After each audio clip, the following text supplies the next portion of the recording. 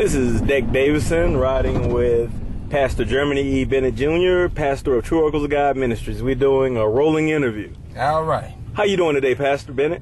Man, feeling wonderful. Wonderful. You know, the comments that you made today at Vote No on Proposal M rally were very inspiring. Could you talk about some of the things that you talked about during the rally? Oh, yeah, definitely. You know, when it comes to this, I always call it the hidden agenda for, and I'm just going to be honest and candid. The problem is this is really just another profiling method. Mm-hmm. The target group are those such as are in poverty, low income, and you know that's mostly your black, you have low income white, your Latinos, and other areas. Those who really can't afford to have certain things, but the target group is also for those that are on government assistance. Mm-hmm. You know, those that they really don't want to go to college. Let's get real. Right. You know, I don't want certain parties to have certain educations. So all of this is really, it's just a hidden agenda. It's a way of profiling their way into. I think the police officer, Officer Allen, he said it best. It's a good way to oppress us. Mm-hmm. You know, I look at all the, you know, the big picture of it all. You know, you can start with the families. You know, let's be real. A husband ain't got a job because he's too busy smoking dope with his friends. Mm-hmm. It's gonna break up the family unit. Right. It's gonna break up the family unit. A mother who's smoking marijuana, you know, and I deal with this constantly. There is mental illness and there is developmental disabilities that come along with that unborn child when they become born. Right.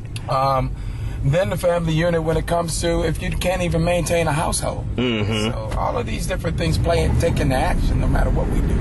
You know, one of the things I think about, Pastor Bennett, was when I went through my addiction to marijuana and then I joined the United States Army and broke that addiction, was how when I got out of the United States Army back in 1992, I noticed that a lot of my compadres or friends or whatever, associates, was chasing weed all around the city of Detroit.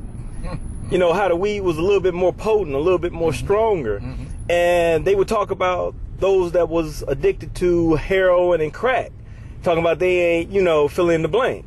And I say, well, y'all ain't no better. Right. Y'all doing the exact same thing. If it's out on the east side, you're going way to Southwest Detroit to try to find something. Get it where you can get it. Yeah. Yeah, I consider it to be a conspiracy myself. Yeah. You know, and I'm going to title this video, the Proposal M Conspiracy. Yeah, I would agree with you.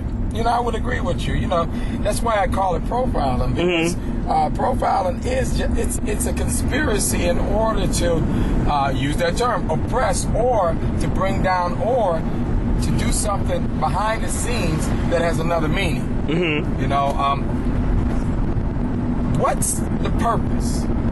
You know, if you start with even the medical marijuana situation that we have right now, you know, anybody basically can go sit there in pain, go get a card, and carry a couple of joints in their pocket and smoke. Right. And that's what they're doing right now. But now you're talking about a law that really is needless. How can you tell somebody they can smoke in their own house when they've been doing it all along in the first place? That's a good point. You know, that's all the law is saying, that you can smoke weed now at the age of 21 and above at your own house, but don't step out on the porch. Don't step out on the porch and show me that you're smoking weed, because that law does not allow you to do that. Don't carry that in your pocket. That law does not allow you to do that. Where you're going to buy it from, that law doesn't tell you where you're going to buy it from. Okay, the law doesn't legalize it to the point where you can sell it out your house, because if you have over an ounce, now you're in trouble. Right. So you can't have plants in there, because plants are over an ounce. So what is it they're trying to tell us? They're just trying to literally, it's a conspiracy, as you say. It's a conspiracy to go ahead and inebriate the minds and keep on making people believe something that they're going to get, but they're not getting. Mm-hmm. It's constant. You know, why go down a law that you're already doing? Right, right. You know, the other thing I was thinking about was the angle that some of the speakers had talked about was with the building of the new jail downtown. And then with these new authorities that are popping up all over the city of Detroit. A lot of people are not putting together the puzzle, per se. Right. Well, think about it. If I've got more space, I've got more room. I've got a proposal out there right now. They've got a proposal out there. The state does what they call, what is it, the four strike? Yeah. I Mm-hmm. mean, what defines the four strike? I'm not sure. I haven't read up on it yet. But does that four strike include that? Okay, I got out on a car theft. All right, I got out on a receiving and concealing stolen by. All right, I got out on a drug charge. Now I get one little smoking weed charge. Mm-hmm. And that's my four strike. And you know, you brought up an excellent point of how soon they're going to have drug testing before you can go into higher education. Exactly. Before you go into high school. Exactly. If now we're going to have to say it like this. If I, being the head of an education facility, university institution, or right? Whatever institution it is,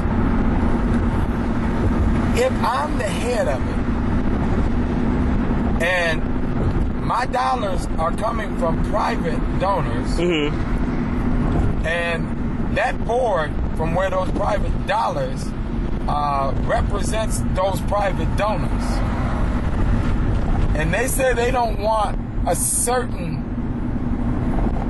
persons in their schools, how do we research and discover how to get that certain person out of that school? Mm-hmm. Think about drug testing. You know, first of all, I got to now take a census and find out what's the numbers, because it's definitely going to be loss on their own side. They're going to be collateral damage. Mm-hmm. Definitely going to be collateral damage on my side. But I got to make sure that I have made it to the point where the largest percentage of those that I want to keep away from is out of there. Mm-hmm. So that's one. But think about it. Even go further.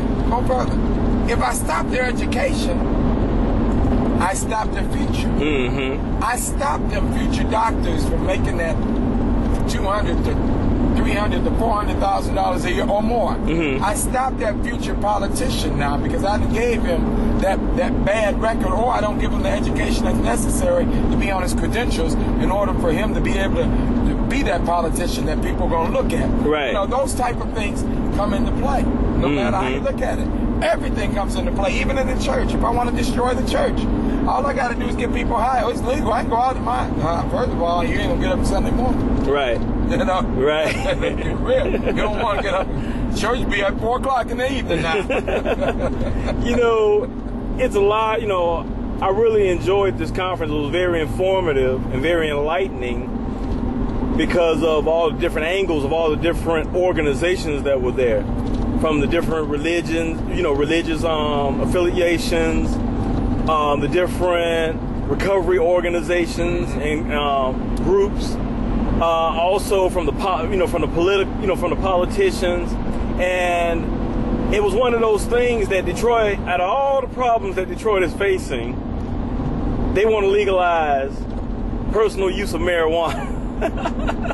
They want to legalize a problem. Yeah, but they're presenting a bigger problem by legalizing. Mm-hmm. That's the nutshell.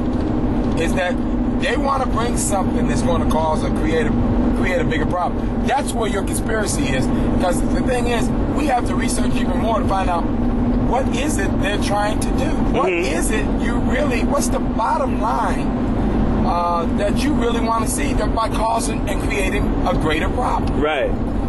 You know, that's the conspiracy more than anything else. And it's a focus group, no matter how you look at it. Mm-hmm. It's focused towards the poor. We always talk about the 1%ers and the 99%ers, but let's get real. When it comes to the city of Detroit, there is a big wage difference, or there is a big income gap. Right, you know? Yeah, the divide. And You know, the ones those who really smoke it, to be honest about it, they make a lot of money because they got to have the money to buy it, and they gonna get the money any way they can to purchase it. my question is, how does that low income afford it? By staying low income? Yeah. No, that one way. Yeah. I understand. Every time well, that means I got to break in. That means I got to steal. That means I got to, I got to go pawn my stuff. I got to, all that kind of thing. Right. That it's just another way of keeping you down and down. See, you'll never see your destiny by continuously being buried in a hole. Okay? One of the things that I believe in more than anything else is that everybody in this life has a purpose that while they're alive. Right. And that purpose will take them to their destiny. You're not going to be, if you're not pushing towards that destiny, then really all you're doing is burying yourself in a hole. Right. Just waiting for somebody to kick the dirt in. Pastor, the other thing that I was thinking about, Pastor Bennett, was the other angle of the conspiracy. Where is this marijuana going to come from? And then the medical angle of how, today you have people smoking all this strange marijuana, which has been sprayed with God knows what, these different pesticides and chemicals, all these different strange, weird cancers. Right. I remember back in the day, they used to talk about, and they still doing it today, spraying the weed or the marijuana with formaldehyde. Right. Still cancer causing, Right. And with guys growing breasts and everything, but that's another topic within itself. But it's a legitimate concern. Well, think about what you just said. That concern. They have not told us how they're going to regulate this at all. They just said you can smoke in your bed. Well, wait a minute, where am I buying it from? Right. That you have to ask that question, and it has to be there. Where am I buying? I can't buy it from the medical marijuana or as they say, the cannabis, if I may be correctly quoted there, the cannabis grower or caregiver, as they use that term. I can't buy it from him because you're only a caregiver or a grower for the usage of those that have medical issues and have been declared that are certified that they have medical issues. So I can't buy it from there. I can't buy it from the liquor store because it's illegal for them to sell it. Right. I can't buy it from a house in the middle of the block because that's illegal. Right. So where am I going to get this marijuana from that I can legally smoke in my basement? That's a good point. And then how am I going to transport it there? I can't send it through the mail because I don't want to drive it because I might get pulled over and have it. So, these things you got to look at. Right. I can't send it in the mail. That's a federal offense to send drugs through the mail. All the different angles. So everything you look at, this is a setup for failure no matter how you look, until they put some language on regulation, until they make this a broader issue, when it meets all state issues, all federal guidelines, and it's tested properly and everything else, then maybe I might say y'all have a good argument, but not with me. Because drugs are still drugs. Alcohol is a drug to me. Right. Anything that's mind-altering is a drug. It's a drug. Yes, sir. It's a drug. Well, ladies and gentlemen, I have just interviewed Pastor Germany E. Bennett, pastor of True Oracles of God Ministries, and we thank you, Pastor Bennett, for your commentary and your insightful wisdom dealing with Proposal M.